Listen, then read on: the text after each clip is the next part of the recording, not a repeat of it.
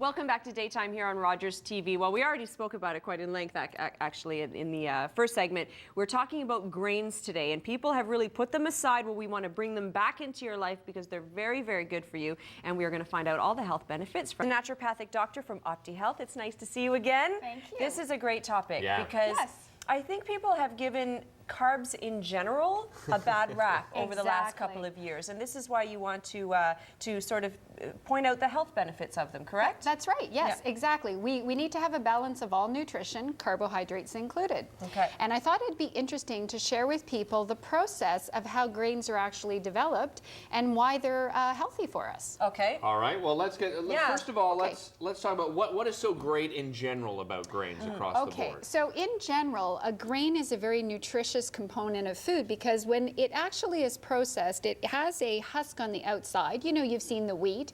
And what they do is they remove that husk because it's really hard for us to break down. Okay. And then inside we've got, nature's really good because it protects the most precious part.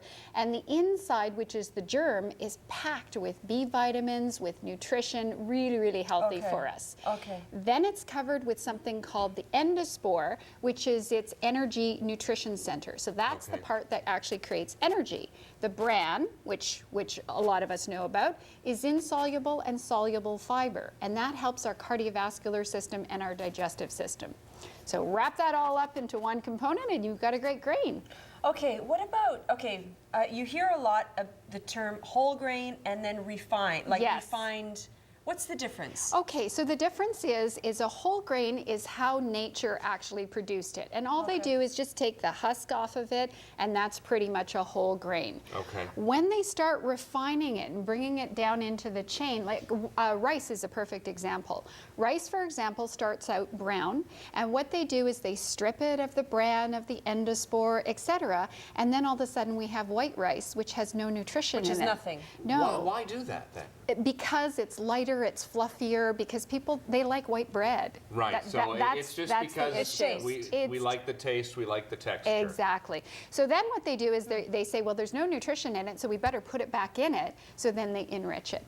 Oh, so, okay. Yeah. So would the term enriched be a kind of like warning sign? Would it? Yeah? So if you see enriched anything, forget it. Just enriched cereals, enriched bread. Just be mindful that they might have processed it to the point where it needs to be re-enriched. I think it's funny that they would do that.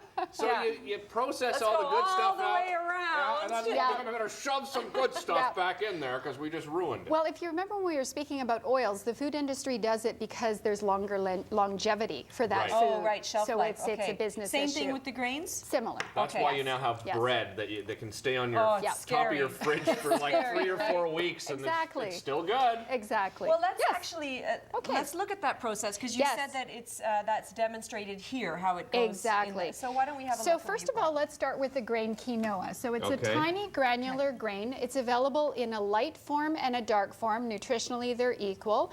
And this is what it actually looks like. This is the seed. Okay. And then so this is the whole form, like that's you said. the whole grain form. And it is a very nutritious grain because interestingly enough, quinoa is jam-packed with calcium. It's also very rich in something called lysine.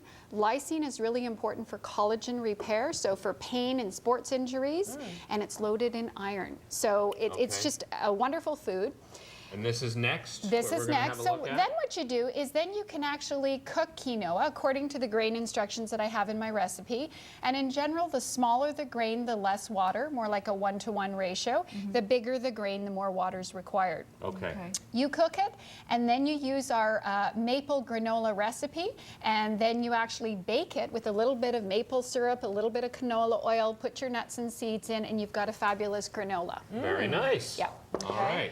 And then what happens is they take this grain, they cook it, and then they roll it and dehydrate it. And this is how they end up with a flake. Now this is a quicker cooking method, and so basically all you need to do is add water and you've got a hot breakfast cereal. Okay, so this is kind of like what people would think cream of wheat or something like that. Same idea. Rolled but real. Yeah, exactly. Right. And this is still good. You haven't taken any of the good nutrients out of it? You have processed it somewhat. A little bit. Yeah. So it's not perfect like this one. That's it's right. A little bit less. Okay. Exactly. All right. Yeah, and you can buy it pre-packaged in packages like this. And then what they do is they actually just grind that. That's all they do. If you put that in a food processor, you'd end up with the flour. Okay. Oh, now, okay, can you use this to make breads? And So, for example, this is the spelt crisp bread that we've made, and this is a baked cracker, which is a great alternative to a snack. It's great for breakfast instead of bread. Just throw some peanut butter on there or a nut butter and jam, and away you go, and you're ready to go. Can I try one? The recipe, yes, the recipe's online. Now this one has no sugar, no salt. Now Corey has stepped in and she's helped me. She's added cinnamon. We've added an apple version, a lot more tastier. Right. So It's she'll not bad, come. though. Yeah, she'll come and she'll do her version, which is But sometimes a you lot don't tastier. need, I mean, if you're gonna, like you said, if you're gonna have a natural peanut butter or almond butter or something on it, you don't Yes. necessarily need the bread to have a lot of additives, right? Exactly. not I love additives, this. excuse me, things Yeah. added to it, I should say. Exactly. I love this, and I'm not missing Sorry. bread at all. Okay. We've got a quinoa salad here, so all you do is you basically cook the seeds and then throw in some mixed vegetables and make a nice salad.